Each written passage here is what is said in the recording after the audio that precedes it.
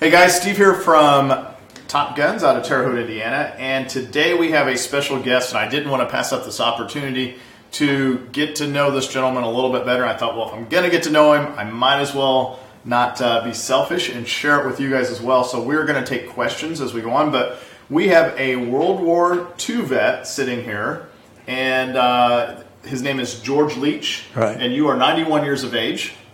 George, I want to get to the stuff about what you did as far as being in the war, but I'd first like to learn a little bit about you and your childhood, and we'll work our way up to that. Okay. Well, I was born May the 3rd, 1927 on Maple Avenue, about 2 blocks east of Lafayette Avenue, which is a parking lot for a church there now. Okay. I don't remember. I was too young. Shortly after I was born, we moved to the Glen Orphans home. My dad was a stationary engineer, and he ran all the boiler works that heated all those buildings out there. And after, well, let's see, when I was a little over 4 years old, he decided he didn't want to be married anymore, so he took off and without telling any of us and went to South America and worked down there until the war started, and World War II. And I was very upset at it, even as young as I was, because he was so good to me.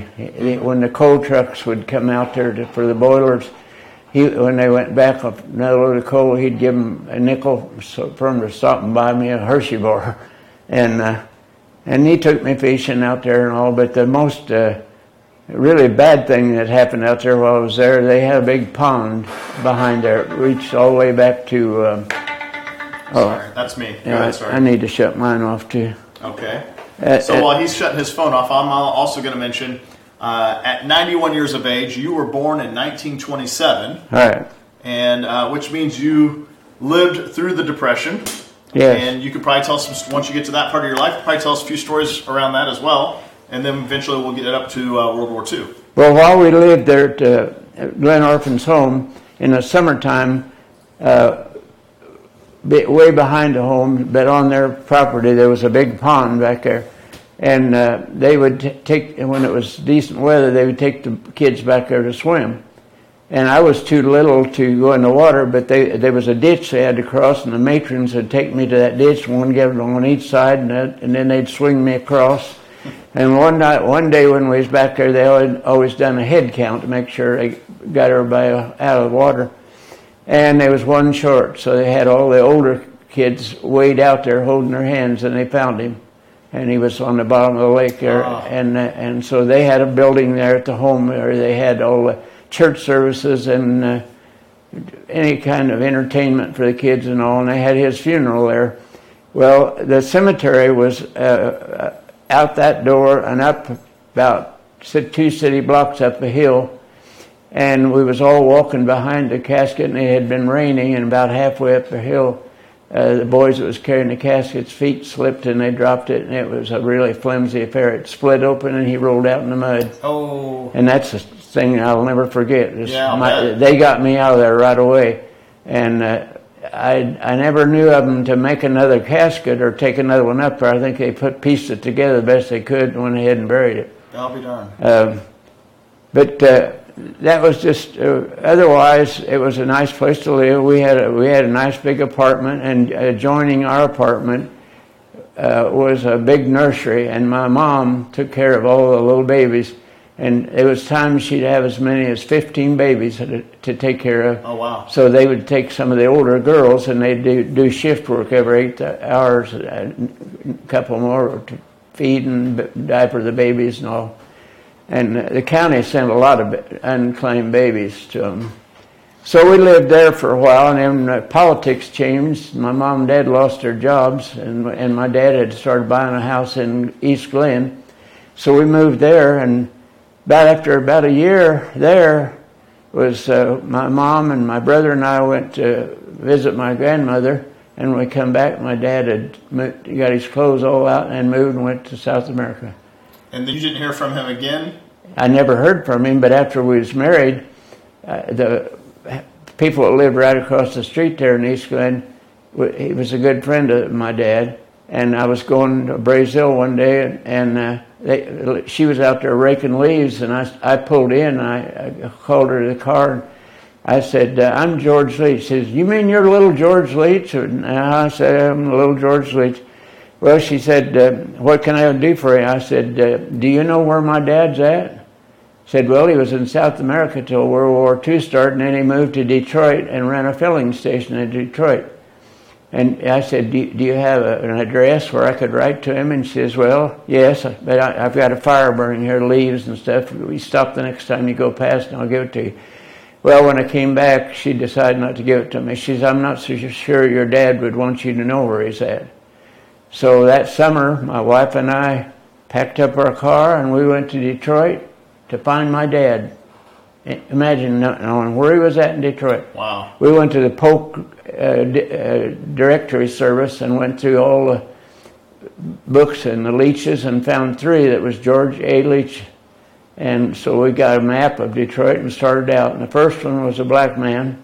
Second one was, he'd passed away. But the third one, he didn't live there anymore because there was a new highway it went through, and about 2 blocks down from that highway was a barber shop, and I went down there and asked him, the barber, if he ever had a guy come in there for haircuts and he said yes. He says he gave me the address where he was living now, and so we went over there, and he was bartending.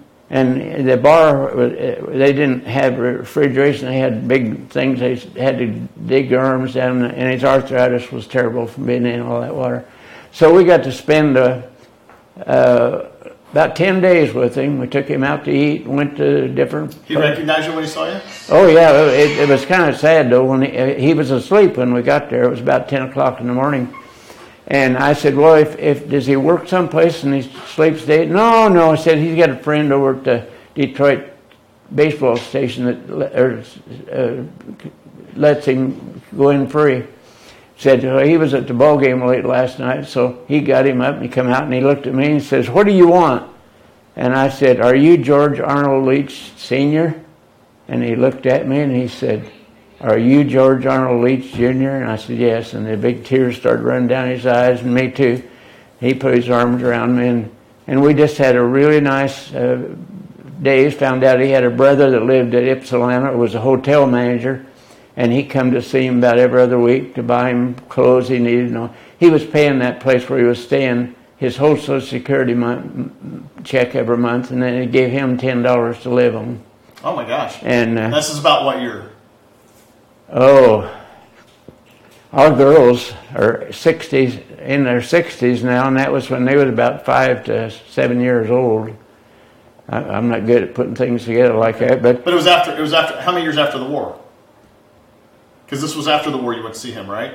No, this was before the war. Just before the war, you went to see him. Yeah, and no, you're right. It was after the war. Okay. Because we got back home, and him and I wrote back and forth for a while, and then one day I got a letter, and he wanted to know if he could come and live with us.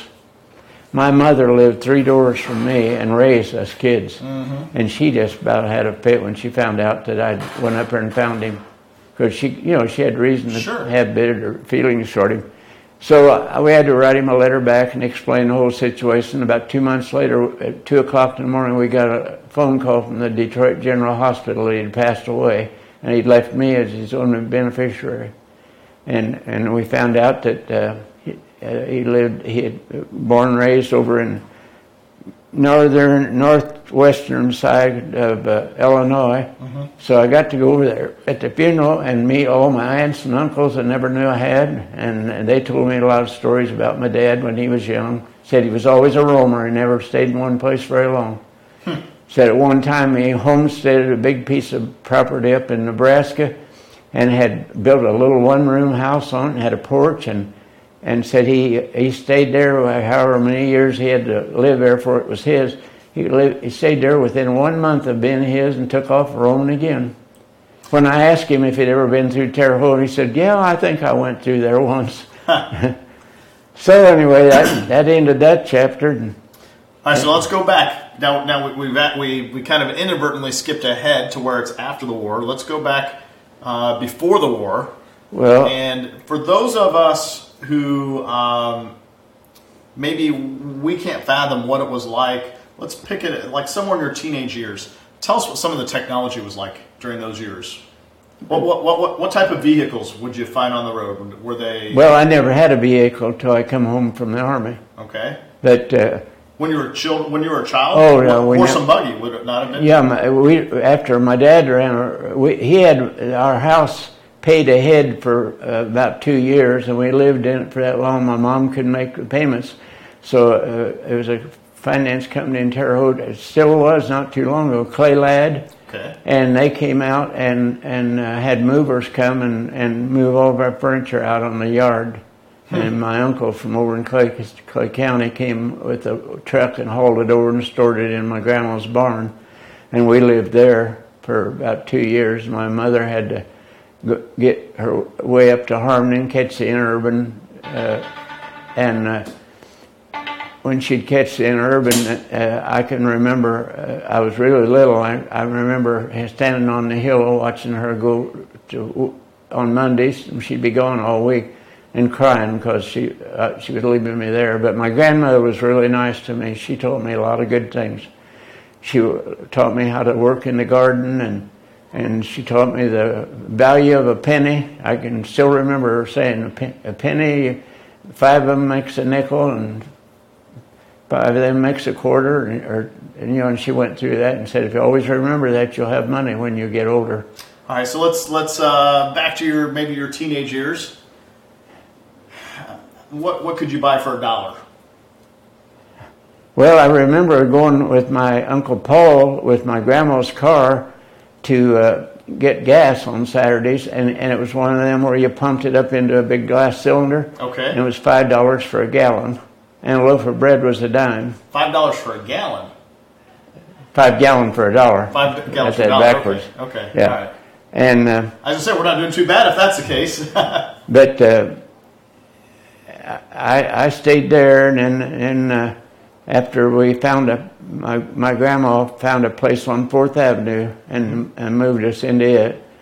And then when I was 14 years old, I went to work for A.G. Cook's General Machine Shop. I started out just taking care of his garden there at the machine shop. And then he had union operators there that were making bomb slides for the Air Force, for bombers. It was a piece of aluminum about this long, had a dovetail slot cut in it, and the bracket on the bombs fit right in there and hung on the side.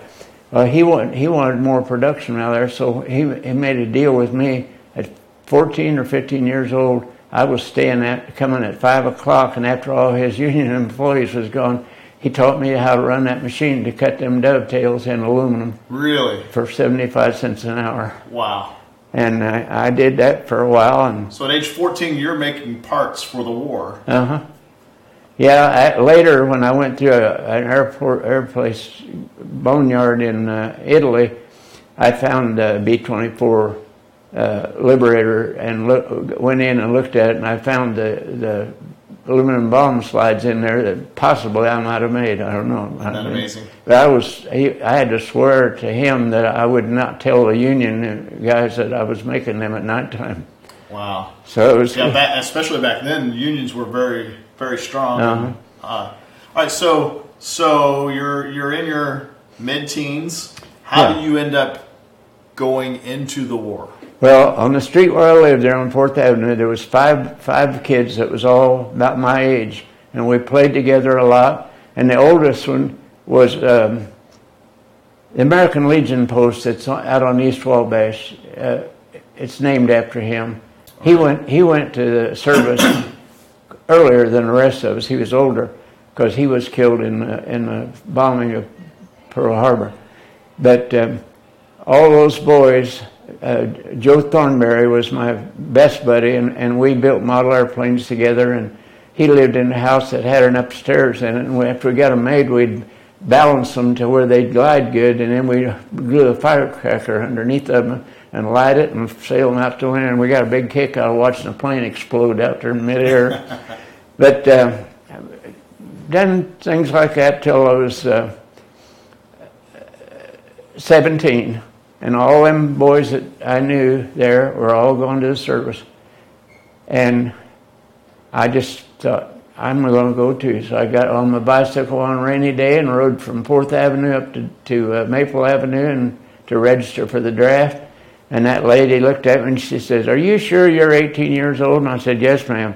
She says, "Well, I think I'm going to make you go home and get your birth certificate." And I said, "You're going to make me go home through that rain and come back?" "Well," I said, "if you'll really tell me that you're 18, we'll start your paperwork." So that was on May 3rd, 1926. And a month later, I went to Atterbury, to Camp Atterbury to get my physical. And a month later than that, I went back over and was sworn in. And I left to go to Camp Lee, Virginia, where I'd done my basic training. And after I got through the basic training, they shipped a few of us that had went through basic on to Fort Belvoir. And it was just the silly things that Army would do. They first of all, they sent us to electrician school. Then when we graduated from that, we went to pole climbing school. And then just one school after another, and then they finally sent us to demolition school. And I've done real well in that. I graduated with the highest number and was sent on to the next higher up demolition school where we learned to blow up railroad track switches and bridges. The first one was just destroying a road or setting charges to blow it up so the trucks couldn't get through and all that. So I didn't know that, but after I finished the second, it was myself and 3 other boys all graduated from there. And and are you 17 or 18 at this point? I was in 18 by then. By then you turned, yeah. Okay. And you just done things you couldn't understand. They loaded us up and sent us to Columbia, South Carolina to get new clothes. And we got Arctic clothes, Arctic overshoes, and Arctic sleeping bags, and then came back, and then they sent us to Naples, Italy, where the temperature was up in the 90s to 100s, and no way of getting summer clothes. They had to get all of our measurements and everything and send to the States, and then the clothes were shipped over by ship. They didn't fly stuff back and forth then, and got them. And when I got to Naples, the group I was in, when we got off the ship, there was a lieutenant holding a big sign up, Sergeant George Leach. And when I saw it, I went to him, and he says that a 2-star general, General Bonner, has ordered me to get you and your crew, and you're going to have some special work in Italy and Africa. And so we went to Caserta, Italy. And there was only 2 places for us to live there. One was an engineer base, and it was all black, and they had lots of trouble. There was fighting, just stuff bad went on all the time. He said, "I'm not going to put you there." He said, "There's a Signal Corps base up the road here a little piece. I'm going to put you in there." So I went up there, and our first mission was to go to Tobruk, Africa. I was responsible for getting all the demolition equipment I needed to. They told me what we was going to do. It was an air base that was a straight-in north-south air base right off of the Mediterranean. And then about 50 miles on in there was a Liberator base, and they were flying missions up to Romania, bombing Romanian airfields. Uh-huh. But they was getting shot up so bad while they were up there that they couldn't make it back to their base, so they'd land at the straight-in strip. And they had maintenance men there that could dock the planes up if they could, and then they'd send them on and get them ready for the next mission. And so that base was abandoned, and the runway was made out of it was pieces of steel about 12 feet long and 4 feet wide, and had holes cut in it, interlocked, and that's what they could make a runway with. It was right out in the middle of it, a bomb had hit it, and the metal was all twisted out. So our first job was to remove all the damaged pieces, and there was a skids loads of them in that base, and we had to go out and fill the crater, and then put the runway pieces back together.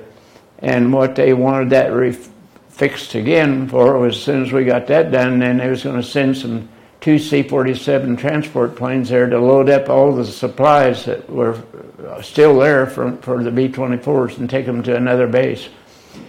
And so while we were there, I was in charge of, or it was my job to blow up the radio tower. It was a three-legged tower, and I had packed explosives in two legs of it, which way I wanted it to fall. I had it figured out. I'm asking you a question real quick. So for those of our viewers that like to learn more about the war and what the technology is like, during that era, were explosives, would it have been dynamite during that period, or what was it? Composition C2 and primer cord and dynamite, TNT.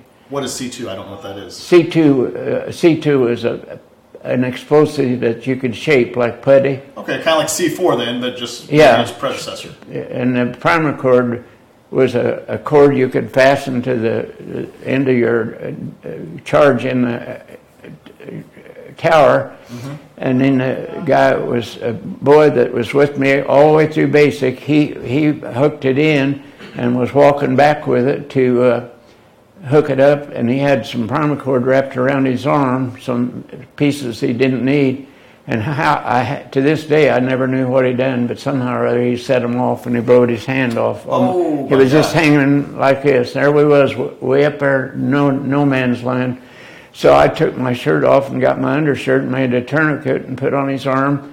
And then I called down to Tobruk on the Mediterranean there and had them make arrangements. I sent one of our guys. We had 2 weapons carriers. I sent one of our guys with him, take him down there, and they had a plane waiting on him, took him to Italy someplace.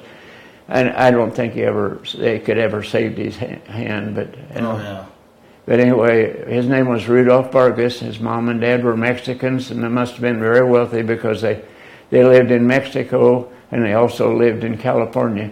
And they've been back and forth. And he was born in California, so that made him an American citizen. So when all his friends went to the Army and the services, he decided to volunteer and enlist. And that's where I met him in basic training. And we were so close, and when I put him in that weapons carrier and he left, they were supposed to have a plane waiting on him at Tobruk to take him somewhere in Italy, some hospital. But so that was the last I ever knew of him. But we finished up and got everything put away. And I think I was telling you about this before the other day, while the boys was starting to unbolt the Quonset hut. I was inside of it looking around, and I seen this metal plate about that big, and I got down and looked, and it said, "Made in Terre Haute, Indiana, strand steel." Isn't that amazing? Yeah, a little piece of home. And for those of you, and most of our viewers know that we are based out of Terre Haute, Indiana, but for those of you that don't, the reason that's so significant for us is here he is. At this point, you're in what country? At that point, Libya. Libya? Yeah. All right, so at this point, he's in Libya during World War II and comes across parts that were made back home, which is here in Terre Haute, Indiana. Did you know of strand steel? Yeah, yes, certainly. Yeah, it was made here. But it was just the saddest occasion, because where he'd been with me so long, we had talked and said that after everything was over and we was all back home, he wanted me to come down to Mexico City and visit his parents down there, or else come to California and was there. But so I have no idea whatever happened to him. But the General Sturgis would send us to do these kind of jobs, and then when he didn't have something special for us to do, he'd write passes for us. He had our group go to Switzerland 3 times just on R&R. And then he, on weekends, if we didn't have anything done, he'd set it up for us to go to Isle of Capri for the weekend. And one day I was standing on the dock in Naples waiting for the water boat to come, because the water boat carried water to Capri. They didn't have fresh water there. And I was waiting to ride over, and it took about almost an hour for it to go over there. And there was an Air Force crash boat sitting there. And those boys said, are you getting ready to go to Capri? And I said, yeah. I said, how about, ride on this crash boat? We're going over too. So they said, you get inside because you won't be safe outside. And boy, they planed that thing across there. We went over in about 20 minutes. Wow. And one other time, when it was time to come back, the USS Small destroyer was in there for the weekend, and they announced over the loudspeaker that any military personnel that had proper leave could ride back to Naples on on the destroyer, so I got to ride on that. Let me ask you, let's go back to Pearl Harbor.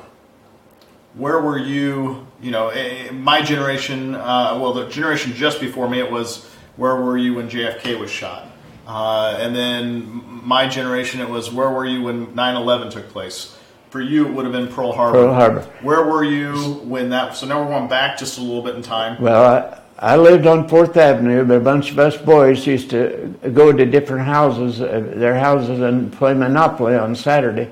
And if we didn't get finished when it was time to go home, we'd just leave everything and go home and come back the next morning.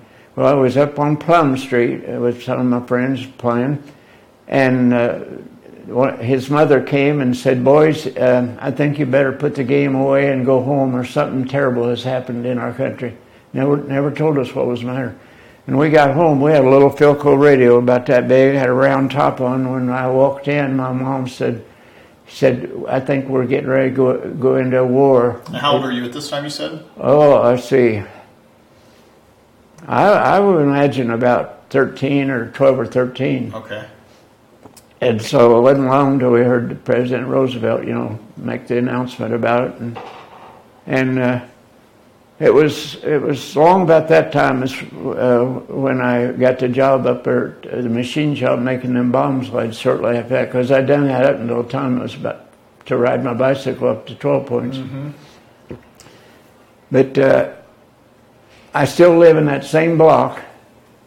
When I come home from the service, my wife and I bought a house there and raised our 2 daughters, and it's nothing like it was. We've got drug dealers. 2 houses west of me. A year ago, last January, they shot and killed her in her car out in front of her. I woke up and I had the yellow tape off my porch across down to 13th Street, crime scene. I had a note on my front door to call, I don't remember, it was a detective, and he was hoping that maybe I might have seen anything, but I was asleep when it happened.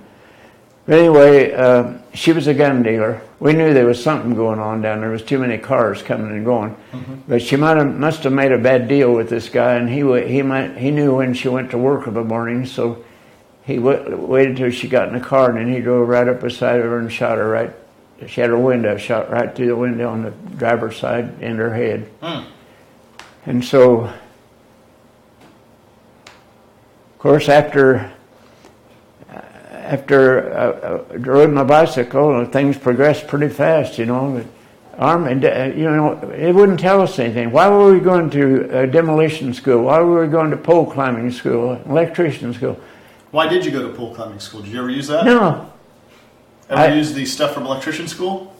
After I came home, I rewired a lot of houses and stuff from my. But not during the war. No, after I come home, a little bit before I got married, I was half a dozen houses still had the old 60 amp wooden boxes in there, and I put the new 100 amp box in and rewired a lot of them, kind of an extra. Are there any other major missions that you went on that stuck out in your head? Yeah. Later on, after Tobruk, if you would visualize a map of Italy, and Naples is here, well, right straight across on the eastern side of Naples was a abandoned airport that the Tuskegee Airmen had when they were flying P-51s. And shortly after they left there and went on north, that field sat empty, and it had been taken from the farmers there, and they wanted to make it back in and give it back to the farmers. And so we went over there, and we blew up the radio tower, and they didn't have a steel or hard runway. The C-47s come in and loaded all the equipment up that was in there, and we thought they was going to take them to a base someplace, but they took them down over Africa and flew low over a river in Africa and tilted, and all the packages were on conveyors, and they cut them loose and just dumped them all into brand new parts wrapped in cosmoline paper, which is waterproof paper. Mm-hmm. Just dumped them in the bottom of that river. Wow. And the waste was that way when we went to electrician school. After we'd done our classroom work, they told us we was going to go out and wire our barracks. Well, we went out and there was no wiring in it. And they said, now it's your job to figure out how many wall plugs you need, lights and boxes and everything. And we went to the supply room and got everything and we wired it. And in order to test us, after we got it all done and told them that we was ready, they had us go outside and they sabotaged the wiring to see if we could figure out what was wrong. Like you put a piece of paper behind the fuse and things like that. Well, we got that out of the way, and then just out of the blue, I think I told you, they sent us down to Columbia, South Carolina to outfit us in Arctic clothes and then send us to sunny Italy. And it took almost a month before they could get clothes, summer clothes to us. And so they relaxed our uniforms a little bit. We could roll our sleeves up, I think, 3 turns and didn't have to wear a tie and all this and that and other. But when I went overseas, after I went and got all those clothes and everything, they sent us to Camp Shanks, New Jersey, to teach us how to go over the side of a ship down the landing nets. And after we got that all done and other things about ship stuff we had to do on a ship, then it was January, and they loaded us up in trucks and took us to the upper Hudson River. And there was a big barge there, just flat barge, no sides on it or nothing. And they had us all get in the middle and put our duffel bags, make a fence around us. The river was partially froze over, and they had tugboats pushing us down the river. We could hear the ice just crunching. It was nighttime, night just crunching and banging on there. And when we got down there, they pulled us right up alongside the Blue Ridge Victory at the ship I went over on. And after we got in there, it was all warm in there and all. And we stayed in there for a couple of days, and we started out not knowing where we was going. And about 2 days out, the kitchen caught on fire, and they couldn't cook our food anymore. So the remaining 12 days, we had to eat cold stuff out of cans. Mm-hmm. And so when we got to Naples, they had that guy waiting on us with the sign, and the captain that was over the Signal Corps base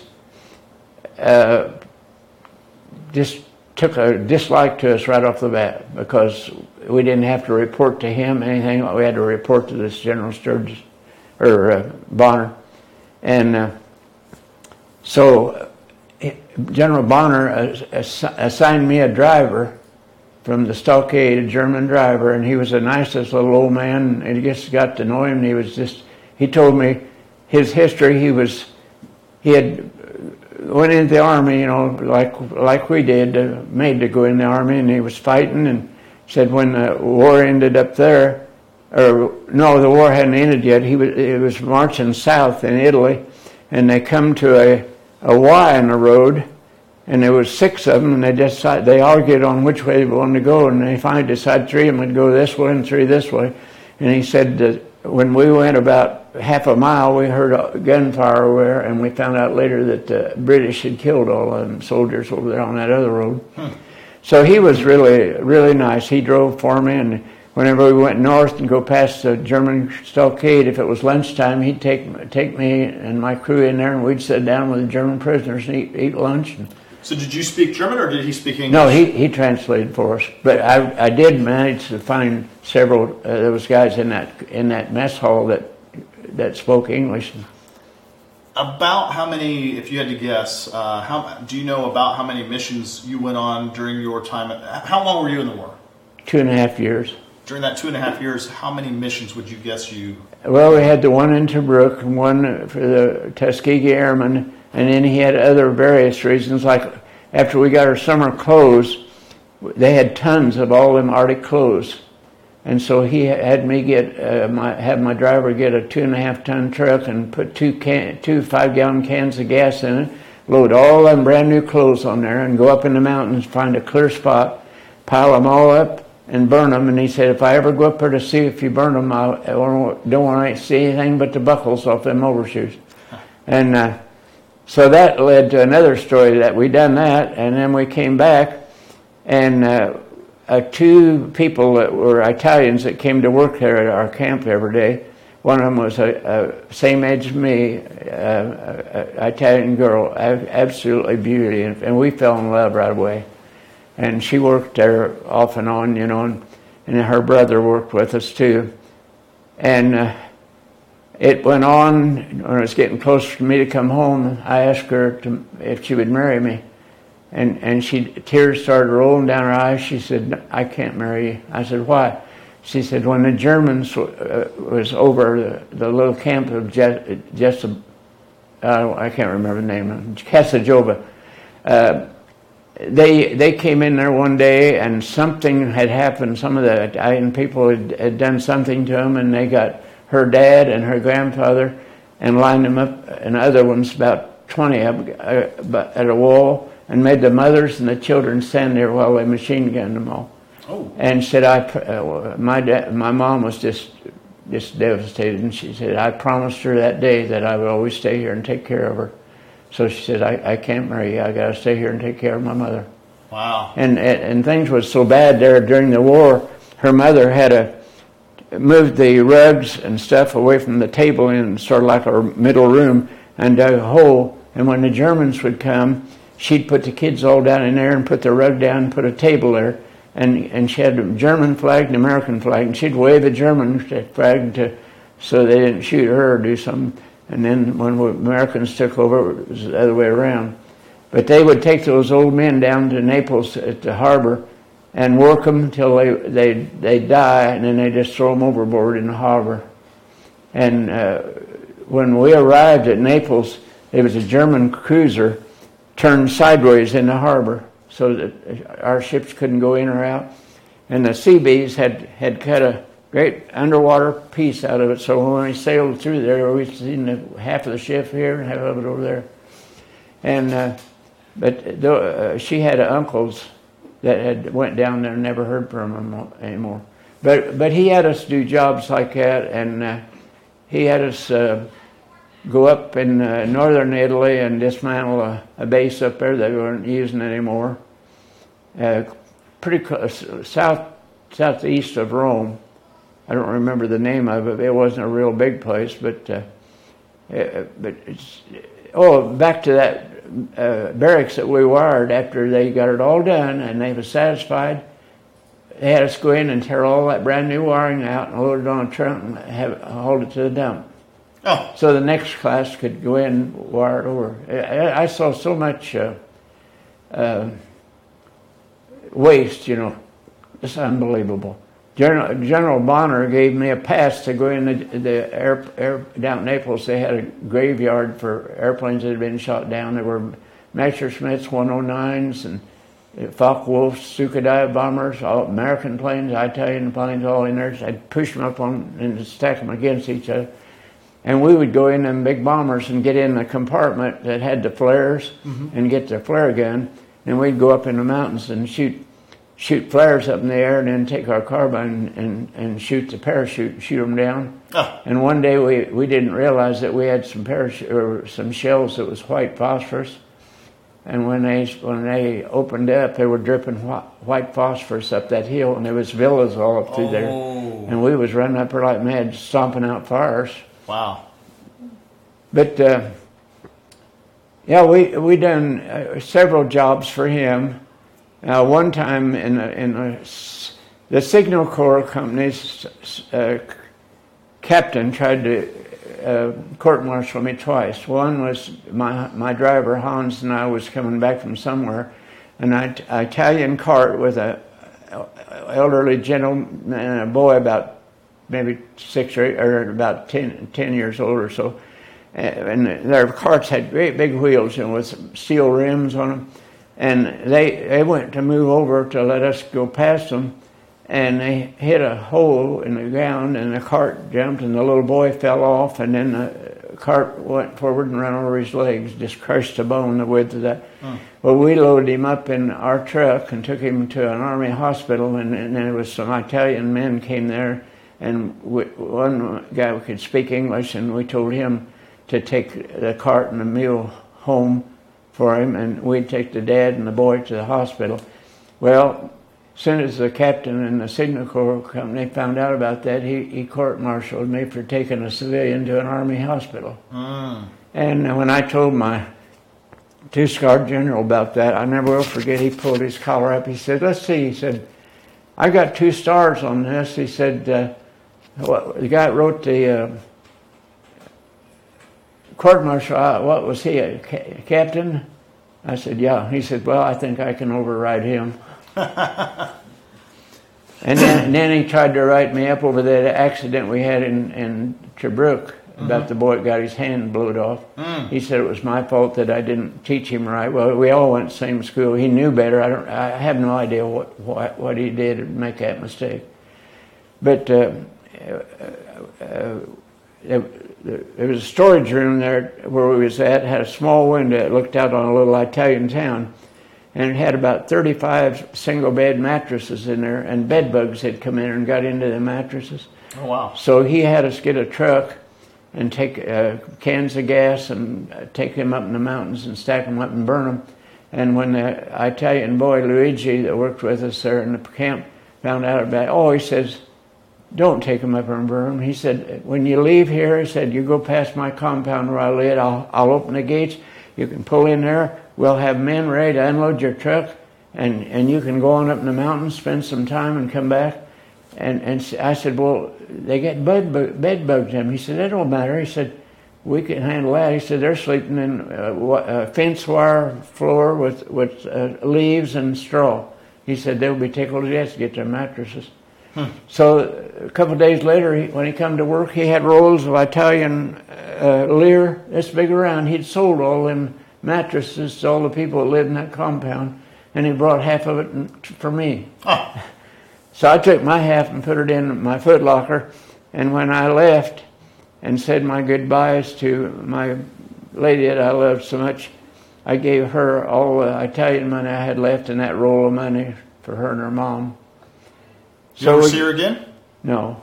No. Now, my grandson Michael offered to take me back. He's very wealthy now, flying for Delta.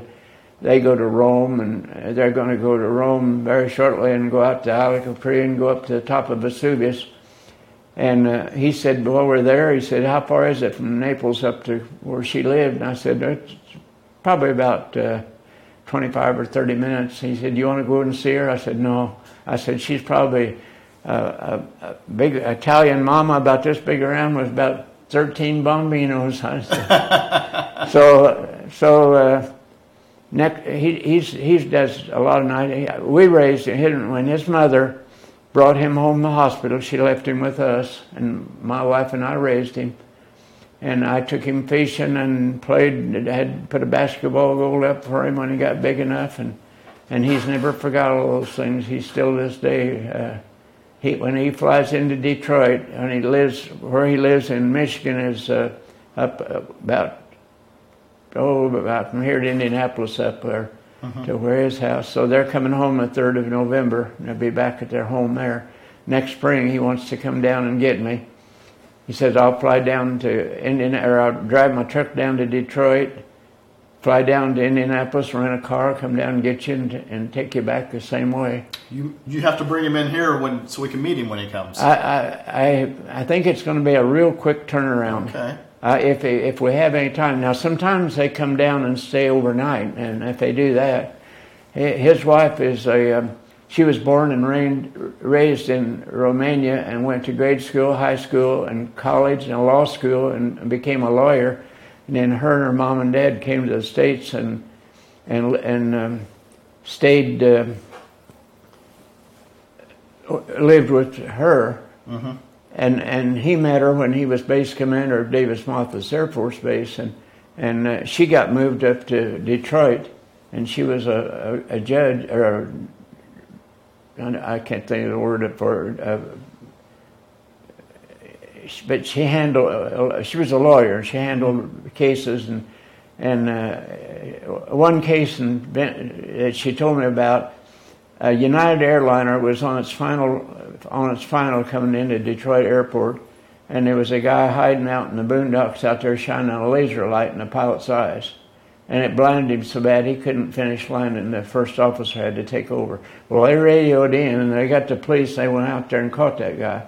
But she took about a month getting all the information together to take him to court, and when they got to court, the judge said, you realize what you could have caused if you caused that plane load of people to die, or maybe what it would hit in the airport? And he said, I do, and all that. He said, well, if you promise never to do anything like that, he never fined him, he never put him in jail or nothing. It just made her furious after all the work she done getting the case ready, you know. Yeah. But she's a really nice lady.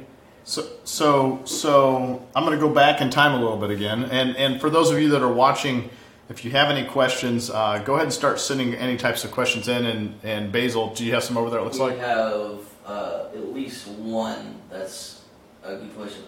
If he's asking me, tell him I'll speak up. Yeah, I'll repeat it for you. One question being, what's the biggest difference between people now and then back when you were, say, around 20 years old? All right, good question. So the question that came in is the biggest difference between what the people around you were like when you were 20 versus society today. What's the major differences you see in? Well, when I lived there on 4th Avenue, there was a rule that when the street lights come on, the children all went home.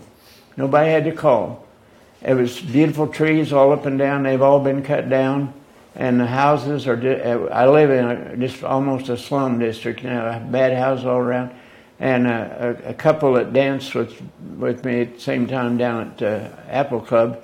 He was a real estate man, and he come out and done an appraisal of my house, and you'd have to see it, the work I've done on it. I've put an apartment on top of it, and it's really nice. And he went out and done all these measurements, and his wife sat there on the couch with me, and he come in, and he just shook his head. He said, George, he says, do you want to know the good news or the bad news? I said, well, what's the good news? He said, well, the good news is if we could jack it up and take it to a different neighborhood, it'd be worth a little over around $65,000 to $75,000. But he said because of the neighborhood, then we'd started out at $50,000. We'd be lucky if we get $40,000. Huh. Just made me sick with all the work I put into it. Right. And but like I said, you went to bed at night time, and before I went to the Army, nobody ever locked the doors. Just shut the screen door, you know. And you didn't have to worry about crazy people. No. Yeah. Never heard it. The one interesting thing that happened there when I was around 10 years old, 4th Avenue, when you come off of 13th Street onto 4th Avenue, whenever it snowed, the snows would just build up and the cars would pack it down, and it'd be a layer of packed snow about that big. We used to take our sleds and go down to 13th Street, and when somebody come around the corner, they come around real slow, we'd run and throw the sled down, jump on and grab their bumper, and we'd ride all the way up to 14th Street. Well, we done that 2 winters. And in the second winter, when we was doing that, a boy by the name of Sappingfield, had lived on 5th Avenue, was over there with us. And when he run and started to grab a hold of the bumper, he missed a sled, and he went off the side, and he went under the car and out this way, and the back wheels running right over his back. Oh. Killed him right there. Oh, my God. Well, that hindered the hitchhiking on cars. We weren't allowed to do that anymore. But my grandmother, when we had to go live with her, it was so nice there. I mean, she taught me, like I said, gardening and how to save money and What about the Depression? What was it like living through the Depression? What did you have to do different during the Depression that maybe we don't have to do today? Well, I don't remember too much because we lived at the Glen Orphans home, and the home had their own cows. It was out at East Glen where the Rose Holman students have got dorms there now. But there was a farm there. They raised all their own chickens and their cows and gardens, and we had all kinds of stuff there. And then even after when we moved to the house, my dad started buying. That's where the Depression started hitting for us, because we had to get food. We got $5 a month to buy grocery with, and my Uncle Paul would come and get us and take us to a little store out on 42, and we could buy 2 big brown grocery sacks, 2 or sometimes 3 of them for $5. And that man, Mr. Stevens, he would always go and get a bunch of candy out and get me and my brother a sack of candy because we traded with him, you know. But when I was in that younger years, I loved aviation so much that I used to jump on my bicycle and ride from 4th Avenue out to Holman Field, because the air base down at around Red Hills, Illinois, had a glider training school down there, and they'd pick up a glider and tow it up and cut it loose over Holman Field, and then pilots would circle around and land, and then they had all the equipment to set up the posts and put the line out for the C-47 to come back in, and I'd watch them do that. You know. You said something a second ago that some of our viewers may or may not have picked up on. You were talking about how you were doing business with the grocery store owner, and you said he gave you candy because you traded with him. Because my mom. But the term "traded" is something we don't hear used in that fashion anymore. No.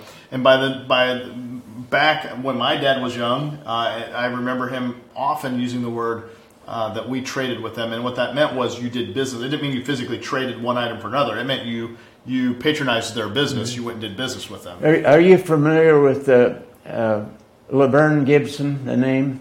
I'm not. Well, the young Gibson now took his dad left him a fortune, and he built that track out there. Yeah. And they gave the land to build the track there. Yeah. And my wife and I was very good friends of Vern Gibson and his wife Mildred, and he knew that we didn't have very much money. We were just starting out, and we all went to World Gospel Church at the same time. And he saw my car, the bad tires was on there, and he says, "Looks like you need some new tires, George." And I said, "Yeah, I sure do, but I can't afford them right now." He said, "Well, he told me what garage to go to Monday morning," and he said, "I'll call and have him put a new set of tires on them," and he said, "It'll be on me." And World Gospel Church organized with the Oriental Missionary Society for 2 people from Terre Haute and other churches around over the nation to go to Haiti and build a radio tower on top of a mountain. And I was one of them they picked, and I couldn't go because I didn't have the money to pay the airfare down there. And when the preacher found out, he wanted me to go, and he said, just give me a little bit. Next Sunday when I went to church, Mr. Gibson came to me and he says, "I hear you'd like to go down to Haiti and help build that radio station." I said, "I sure would." He said, "You find out what the airfare was and what it's going to cost you to fly from Indianapolis to Miami, where you meet the plane and everything." And he said, "It'll be paid for." Wow. And when my wife's sister was hurt in Hawaii, they didn't expect her to even live. Him and Mr. Gibson and his wife came to our house and said, "Would you like to go to Hawaii to be with your sister?" And she says, I can't do it because I'm keeping 2 of her children here at our house." He said, well, he looked at his wife, said, "We've never been to Hawaii." He said, "We'll just go." And he said, "I'll call you back every day from Hawaii and give you an update on how your sister's doing." Huh. And when he got over there, they couldn't get in the hospital at 1 o'clock in the afternoon, and they'd go down on the beach.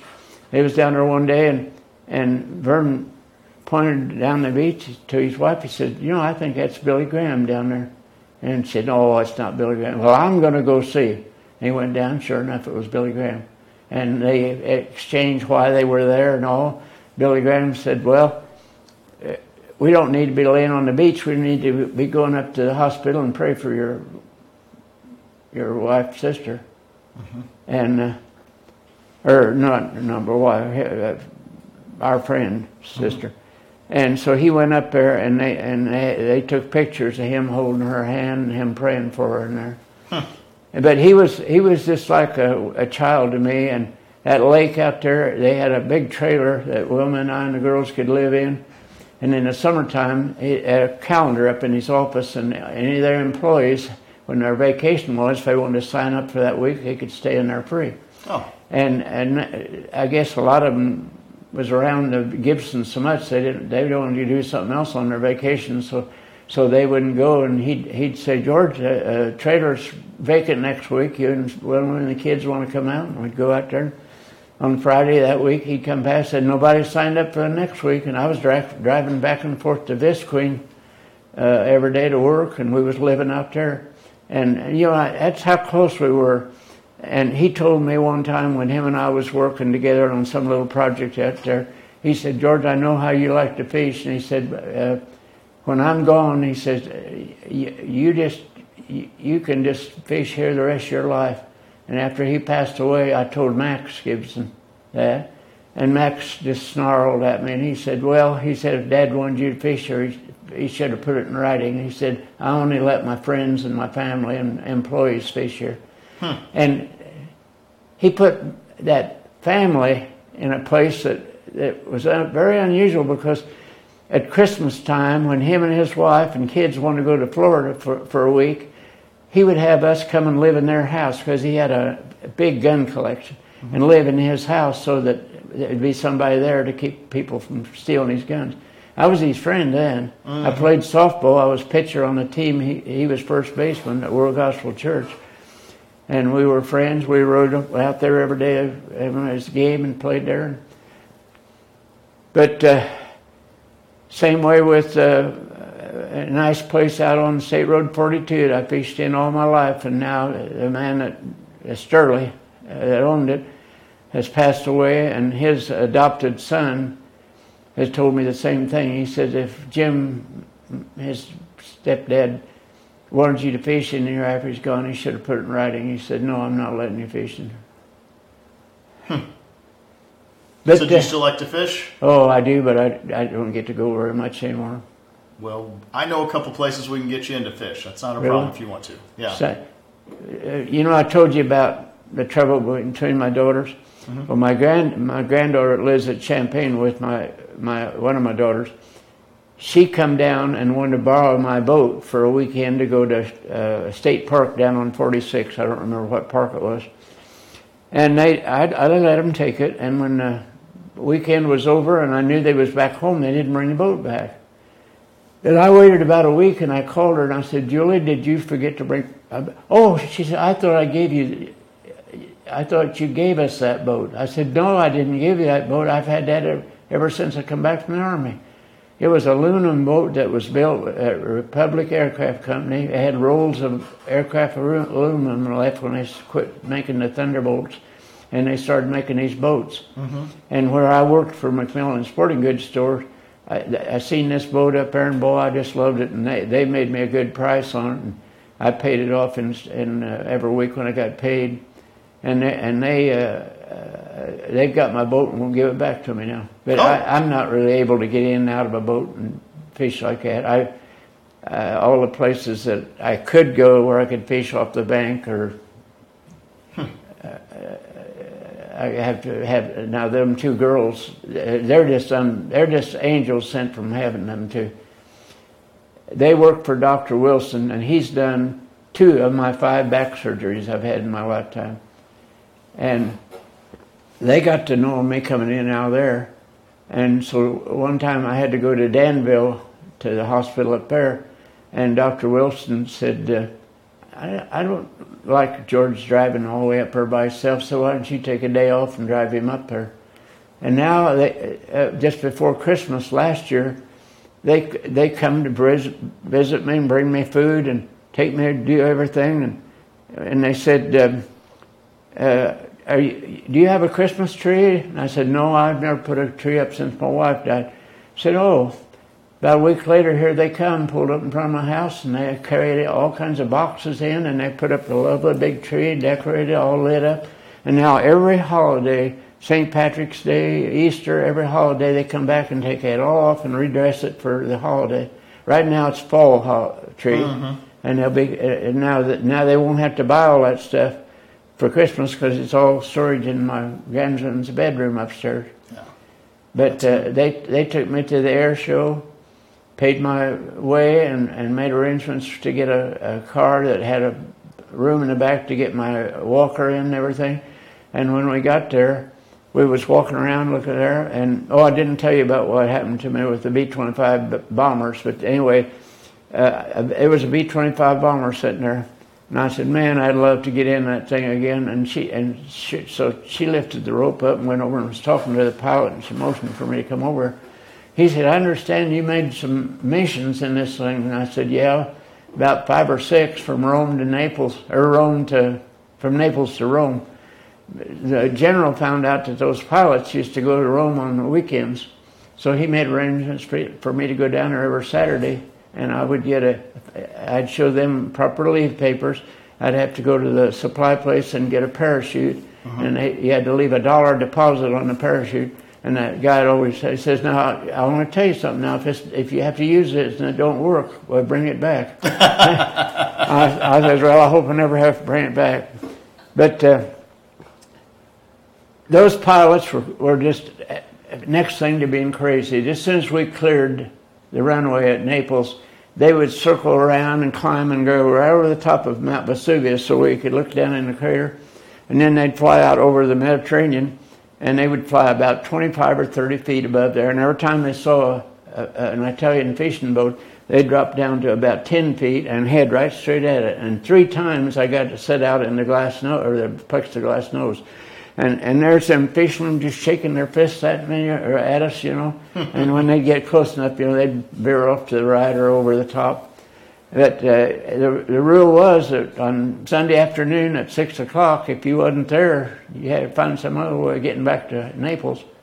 But he arranged for us to do that. You got to go on that. At the air show, you got to go back on the... Oh, yeah, he took me aboard, and I got to... When I used to go out and sit in the nose, in the glass, or the plexiglass nose, the front wheel gear had a little ladder just about that wide. You just put 1 foot at a time and climb up in it. Then you had to get over on your belly, and there was a place about this high between the pilot and co-pilot's department that you scooted through and come out into that nose. Well, somewhere through the years, they've changed that now. They got a trap door that opens right behind the pilot and the co-pilot. So he let me go up.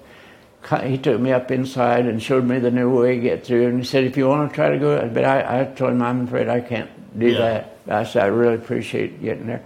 So as we was walking around, we went past the VIP tent, and there was a big black man standing there, and he was talking to people, and the girls went over and said hi and called him by first name. He was a patient of Dr. Wilson. Oh. And he says, is this man with you? And I said, yeah, well, bring him on in. He took us in the VIP tent and put us on the front row where we could see everything that was going on. It was an amazing air show, wasn't it? Oh, yeah.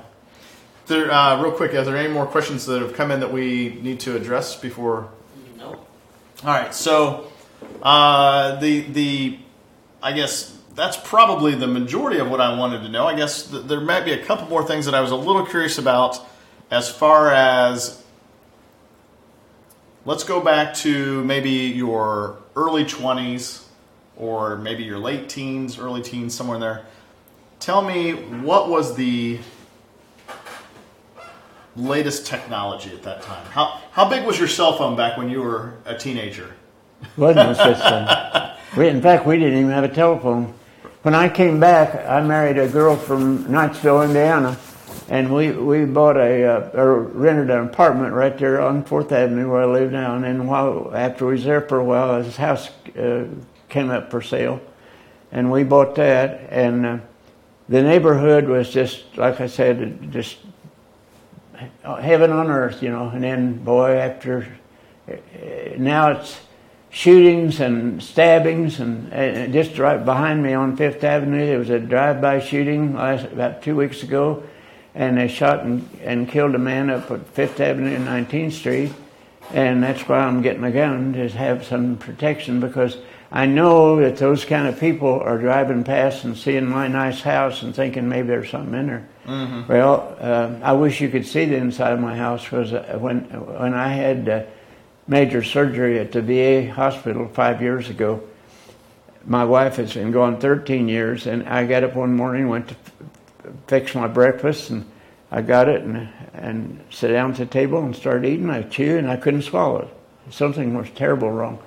So I just shoved it aside and went to the front room, went to put my shoes on. When I bent down, everything I ate was just in my esophagus and was coming out in my mouth just the way I'd chewed it. So I went to the phone and called my doctor in the purple team at Danville, and told him what was going on. He said, "Do you feel like driving up here?" And I said, "Yeah." And he said, "Well," he said, when you get here, go straight to X-ray, and when I'm going to send word down there, if there's a line, you don't have to get in line. They take you right in." They took me right in, and when I got out, I went to the elevator and went up and went to his office. He took me right in, and within about 10 minutes, the results of that X-ray come up. My diaphragm had split wide open, and 50% of my stomach was up between my lungs. Oh my gosh! So you can imagine what happened to my esophagus. It was all. Yeah. That's why I couldn't swallow. So they shipped me straight over to Indianapolis, and 2 days later I went to surgery. And they would have taken me the same day, but I was on blood thinner, and they had to give me some medicine to counteract that.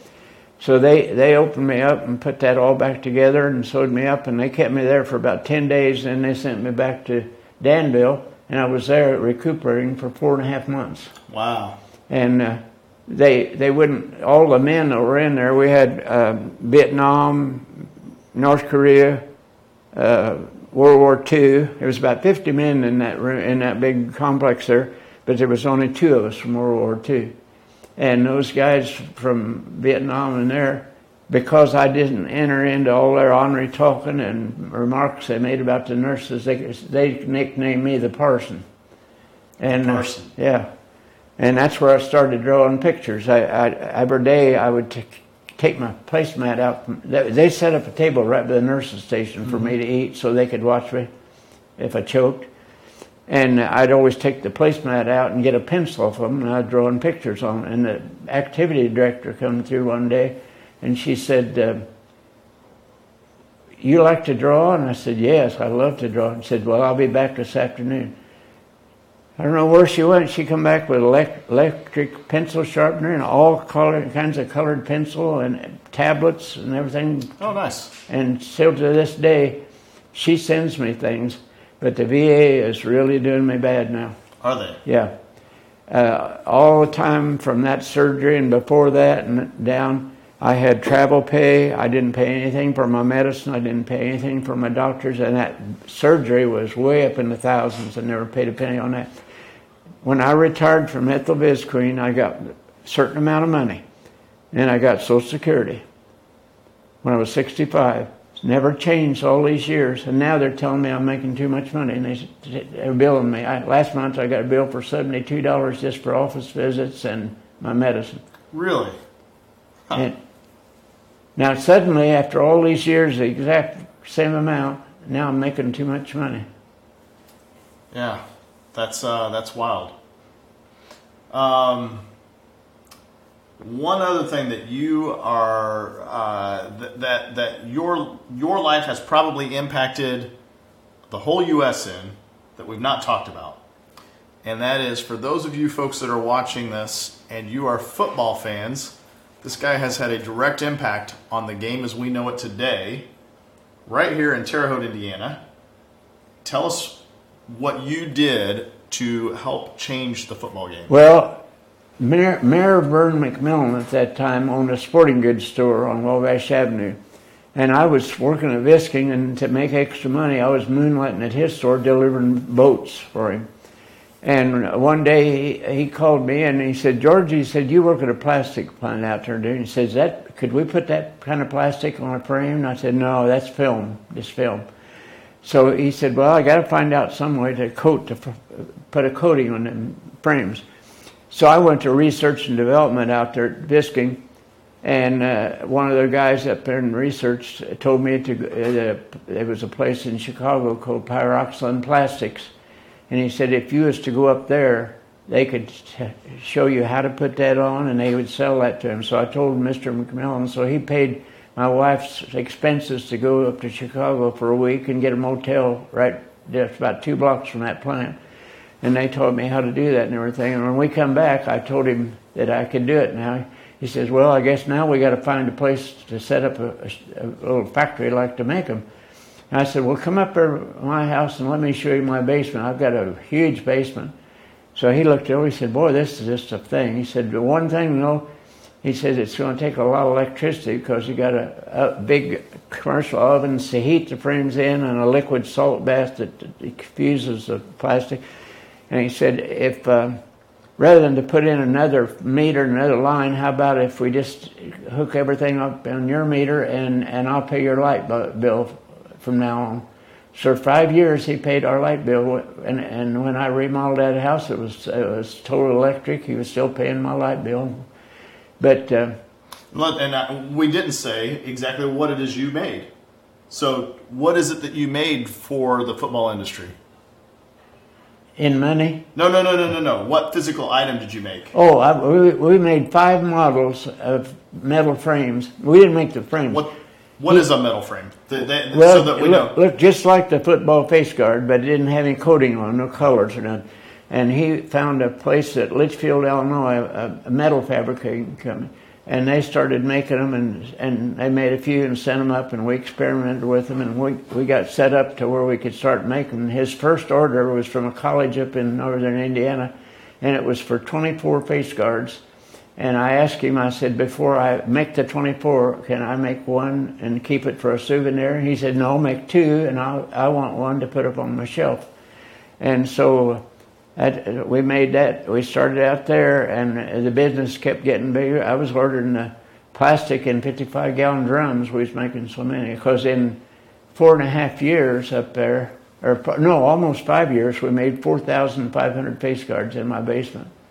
And so for those of you that are watching, I assume you figured it out by now, but if you haven't, the helmets that we see our football players wear today that have this metal face guard on it, this is what he made in his basement, and these were the first face guards ever made and used in the industry. Mr. McMillan had the patent for 10 years on it.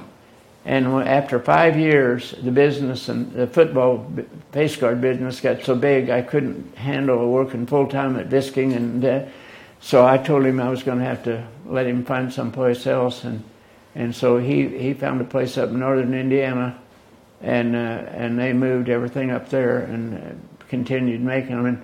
But it was so thrilling for us on when the big football game right after January every year, in California where they had the Super Bowl, we'd all get down in front of the TV and watch for a close-up of a player, because when it showed that mask on him, we'd say, hey, we made that, Yeah, that's neat. And the man that plays for ISU, he got hurt real bad in a game Saturday, I think it was, and he lives right across the street from me, and he's on crutches now and won't be able to play anymore this year. And he was averaging 2 and 3 touchdowns a game, and he was, I don't understand all the yardage, but he was approaching something like 200 yards in every game running with the ball on. Wow. Well, George, we want to thank you for your service and for all that you've done for the country, serving during the war, and also, quite frankly, the big impact you personally have had in the football industry. Yeah. It's kind of cool. For those of you that are joined late, we are sitting here with George Leach. He was born in 1927. Had to lie to be able to go in and enter into, or to sign up to go to the war, World War II. So you kind of fibbed on that so they would allow you to go in with your friends. Did I tell you how they finally caught me? No, how'd they catch you? I was in demolition training, and the officer that was over me there told me that the commanding officer at that part of there wanted me to see me in his office, and I'd forgot all about that. And I thought, well, what have I done wrong, And I went up there and knocked on the door, and he said, Mr. Sergeant Leach? I said, yes. He said, come in. And he looked at me, he says, is there any chance did you lie about your age to get in the Army? And I said, I sure did. He said, well, I'll tell you what. He said, well, you got too much training now to send you home, so we're just going to forget about that. Well, and today, not today, but as of now, you are 91 years old. You've had a major surgery and going strong, and so happy to see you here doing well. And after, how far behind is your surgery? About 4 years now, 5 years? 4.5 years. 4.5 years. So you seem to be very healthy and Well, when all this started and I got out of the Army, I weighed 185 pounds. At my height, that was a nice weight. But now, after that surgery, I was down to 125. Oh, wow. And then I gained some back to 4.5 months I was up there. Now these girls are just feeding me every day, bringing stuff to me, and we're up almost 150 now. Good, good. My clothes are a little baggy yet. Well, if you decide you want to get back to fishing again, you let me know, and I've got a couple of places I can point you in the right direction when we get you back. Well, the girls said that if I can find some place to go, they will take me and make sure I'm safe. You know, we can make that happen. That's not a problem. Because it just broke my heart to think that how Mr. McMillan. Are we still being told? Yeah. Okay, let me tell you something he done. He was a real cut up. Yep. Vern McMillan was. Yep. And I would go out when my wife worked at ISU and I had days off. I'd go out there to the lake with him, and we had some experiments we were doing. He bought a gadget, a stainless steel tube that had a thermometer down there, and I'd go out in the middle of the lake and drop it down and record the height depth it was, and then bring it up real quick and pull that up to see what the temperature was. And he was trying to figure out if the lake had pockets of cold enough to put trout in there. Mm-hmm. And then one other time in his lake out there, when he first bought that property, the lake was over and another people's property and came over, and he built a causeway across. And people's on the other side of the causeway's name was Huffman's, and they were bitter enemies because they didn't like it because he built that causeway and they couldn't come into that other lake. So he told me, he says, you know what? He says, we stretched a cable across down there where my line is, and he said, they're constantly coming on this side of the table. And he said, I've got an idea. He said, he said, I've got an iron skillet, not a cast iron, but a steel skillet. He said, can you climb a tree? And I said, yeah. He said, well, I'm going to have you go down there right across from that water and go up till I tell you how I go, and then tape the handle or wire that handle up there so that the bottom of it is facing down here to where I'm sitting. I did that, and he got a .22 rifle and took clamps and clamped it on there and kept firing until he got it zeroed to hit that skillet. And I wasn't there when it happened, but he said the next time those guys came down in his end of the lake, he just put a cartridge in there and pulled the trigger, and boy, you'd hear that. And he was doing things like that the whole time. One time, he done a lot of things for a lot of people in Terre Haute, some to better him, like all his barbers and the city council and all that. He always got the garbage contract.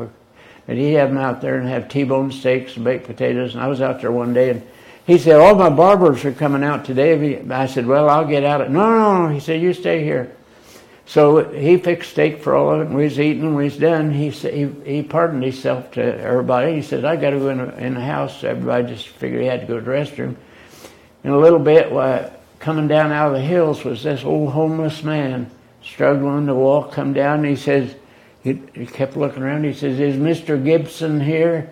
And they said, well, yes, he's in the house. He'll be right out. So he stood there for a little while and had pretended to have trouble standing and all. Pretty soon, he said, well, I just can't wait on him any longer. And he went on back up there in about 15 minutes. Vern walked out. He went in and put on a disguise and posed as that. And he was always doing things like that. Yeah. You know? Sounds like a funny guy. Nice guy. When my wife's sister... His first name was? Laverne. Laverne. Okay. Laverne. His wife's name was Mildred. And when they moved from the lake, after he got a little older, he lived in a really nice house in the south end of town. And he had a big fireplace in there, and the smoke had kind of smoked the stones up. And he asked me if I knew any way of cleaning that. And I said, yeah, I could clean it.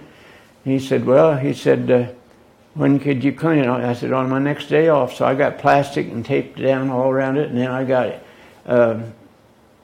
it's an acid you pour on cement to clean it. Mm-hmm. I sprayed that on there and let it loosen all that, and then I got up there with a sponge and worked all that, and then we got some buckets, and I sprayed it as light as I could, and then it all ran down in there. We was mopping it up, and he was helping me. And we got all through. He was going to pay me for doing that. And I said, all the things you've done for me, you're going to pay me? I said, no. He said, well, I know something then. He said, just a minute.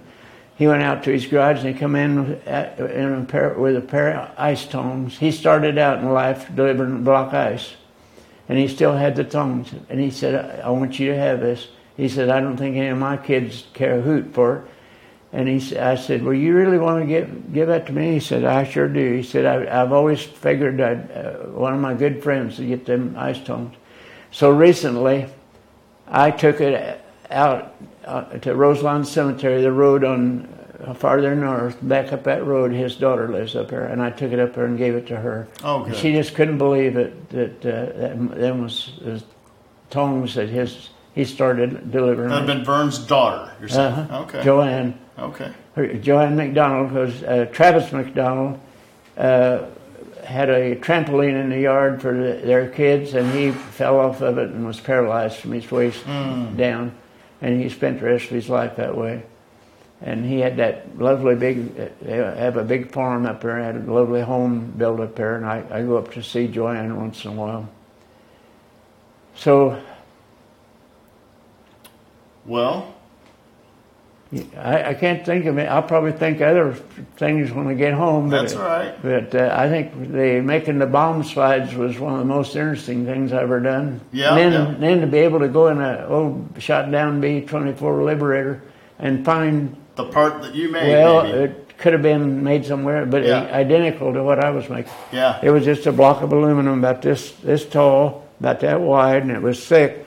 And the milling machine milled a dado groove in there, and they'd slide it up, and then they had a pin with a cable on it, and that was thick. So when they opened the bomb bays and pulled this one, it released cables released all the bombs to drop.